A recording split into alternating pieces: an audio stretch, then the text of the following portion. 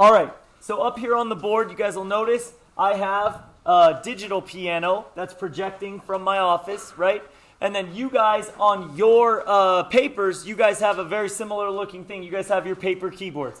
If you didn't grab a paper keyboard, they're right behind this whiteboard. Go ahead and get up and grab them. It's all good. All right? So right here, everybody notice, does your guys start with 2 and to the left? Or sorry, 2 black keys? Yeah. And then 3 black keys, right? Yeah. So this is how I originally learned this, and you don't have to copy this down just yet. But somebody just taught me 2 black keys, and to the left is C, 3 black keys, and to the left is F, and then everything else just go up alphabetically and memorize where they are. And that is one way of doing it. But the thing that's tricky about that is when you're very first learning your keyboard, okay, and you're trying to figure out how to play piano for yourself, the hard thing is that, like we talked about last class, you have to identify the note on the staff, right? So treble clef would be, say the lines of the treble clef with me.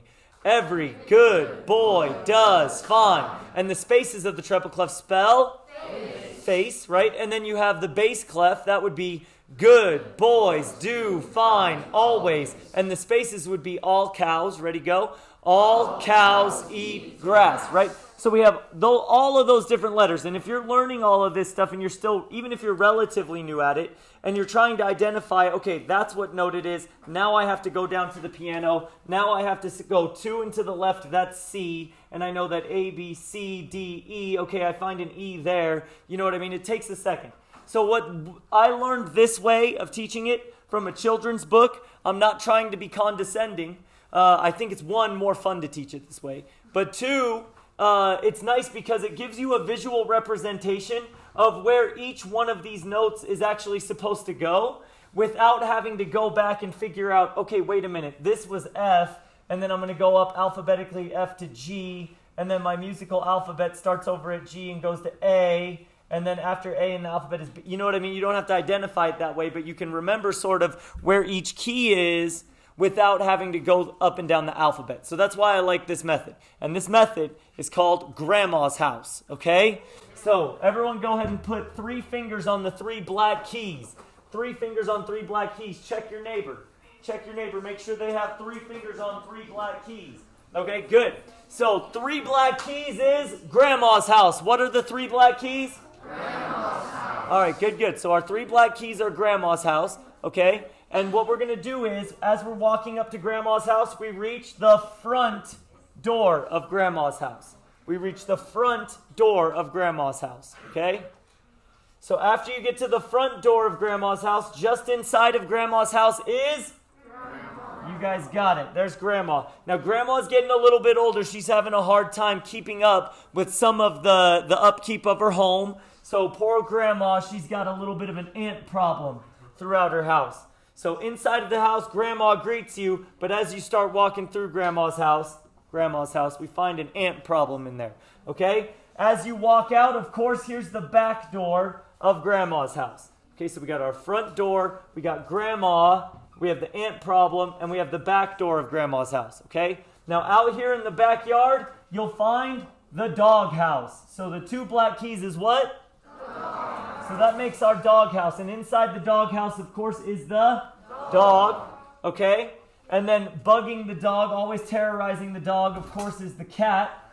And as you keep walking, if you walk past the doghouse, you get to the end of Grandma's house.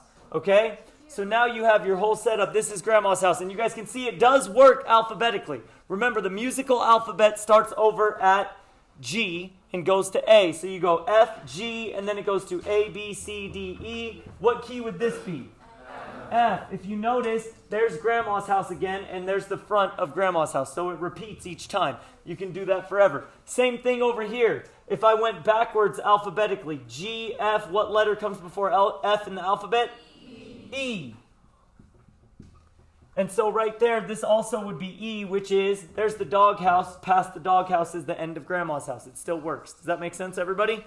So that's all good stuff. Sorry that I wrote that kind of sloppy. I'll fix that. All right, good. So this gives us our basic idea of where all of the note names are. But now, some of you are freaking out right now. You're like, wait, there's 5 keys. You didn't identify any of the black keys yet, Mr. Kindros. Stop yelling at me, okay? We're going to identify those right now. All right. Good. So the first thing we want to identify on here before we talk about the black keys is two different types of steps. The first step that we're going to identify here, I'm going to actually write up here. I think you guys will be able to see over the icons and it won't be a big deal. But the first type of step I want to identify is a half step. H-A-L-F-S-T-E-P. Half step. Okay? A half step means we do what? We move up or down while doing what? So if a half step was between like here and here, or a half step was between here and here, we move up and down, up or down while doing what? Do we skip anything? No. You skip no notes. You move up or down while skipping no notes. Does that make sense? All right, so a half step is moving up or down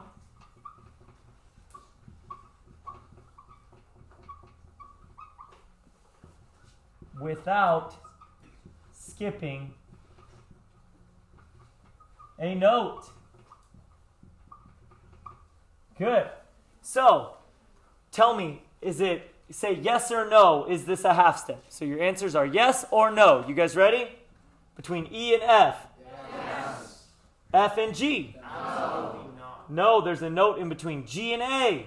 No. There's a note in between A and B. No. B and C. Yes. What if I go backwards? C to B. Yes. Oh, what about A to G? No. Oh, F to E? Yes. So it doesn't matter up or down, right? It depends on if there's a note in between them or not. All right, here we go. Whole step is our other one. W-H-O-L-E, step. And that's when we are moving up or down while skipping one note. So moving up or down while skipping one note.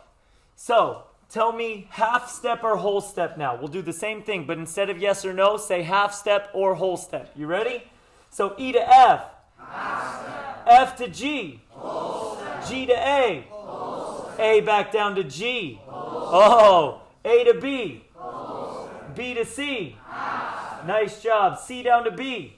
Half C to D. Whole D to E. Whole F to E. Nice. You guys got it. All right, good.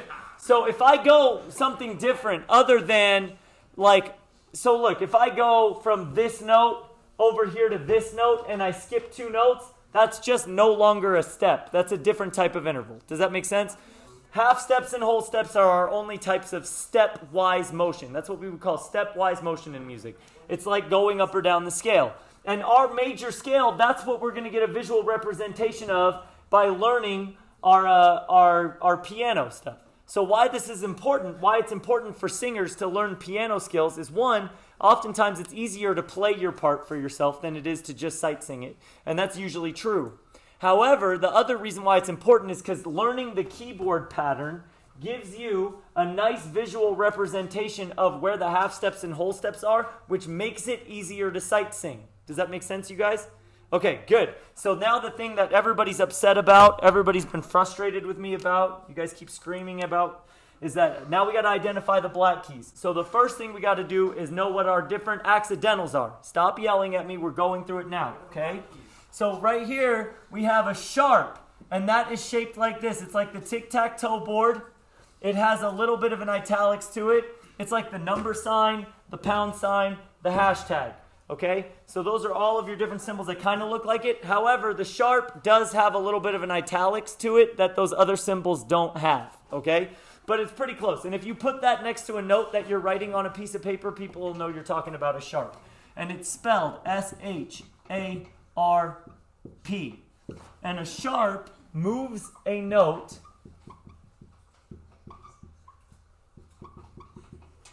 up a half step. So it moves a note up a half step. So this note right here is between F and G. You guys with me? Yes. So if I was going to name this note with a sharp only, all of you guys who know what comes next, don't talk about the other version of accidentals yet. I know you do. But what kind of sharp would this be? Would it be an F sharp or a G sharp? F sharp, exactly, because it moves the F up a half step. No, okay, I know there's another name for it. Stop screaming at me. Like, stop. My feelings are, I'm very sensitive. So look, we have G or A. Is this G sharp or A sharp? G sharp. It's G sharp, right? This is between A and B. Is it A sharp or B sharp? It's A sharp, correct. Good, I don't know why that has a little tail. That doesn't look nice. Okay, good. A sharp. Now this, right here, it's between C and D. Is it C sharp or D sharp? Because it's C up a half step. This is between D and E. Is it D sharp or E sharp? D sharp. D sharp is correct. Now some of you are asking yourselves, you're panicking. You're saying, wait, there's no B sharp. There's no E sharp. Stop panicking. It's going to be okay. It's fine. Okay? They're there. I will show you them in a minute. All right, everyone stop freaking out. It's going to be okay, acapella. It's all right. All right, so over here next we got to talk about the other type of accidental though. And that would be a flat. And the easy way to draw that is just a little lowercase b. Okay? It's just a little lowercase b.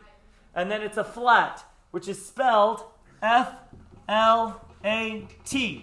And that moves a note. What does it do to the note? Down a half step.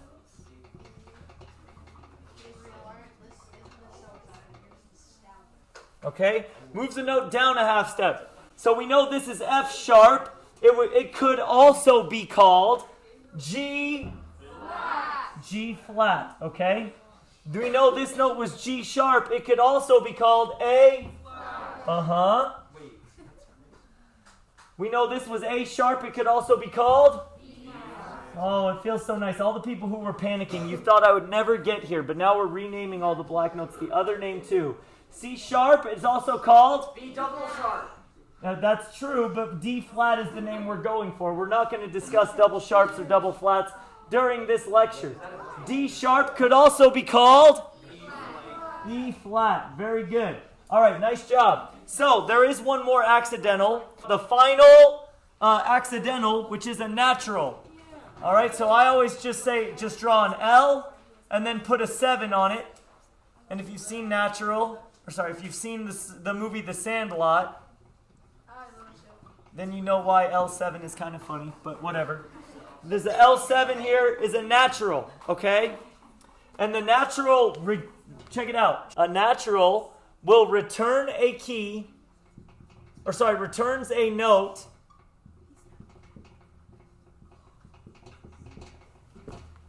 to its, whoever's gossiping in the front row, please stop. Returns a note to its white key value.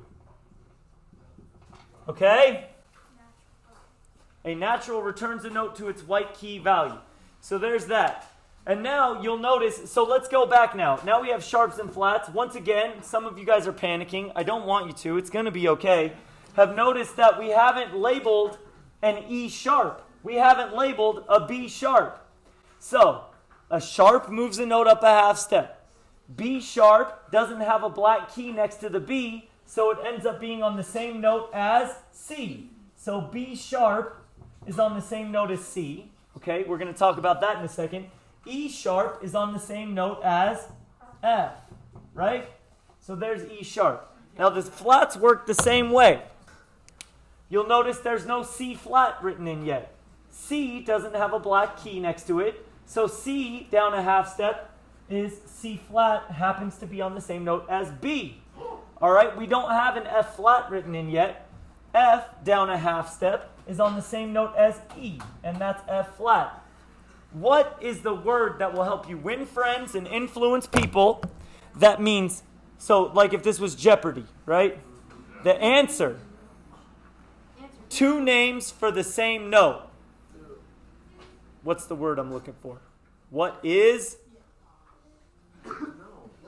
Starts with the sound N. Ha. Enharmonic. That's the word. You got it. What is enharmonic? Enharmonic is, so it's spelled ENHARM.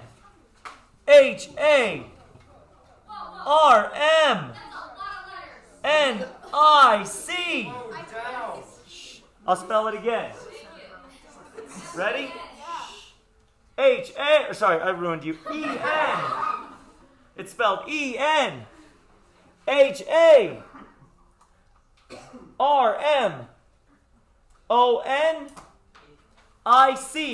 What's the symbol, sir? And the definition is two names for the same note.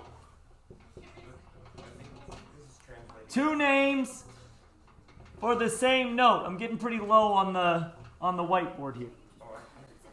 Two names for the same note.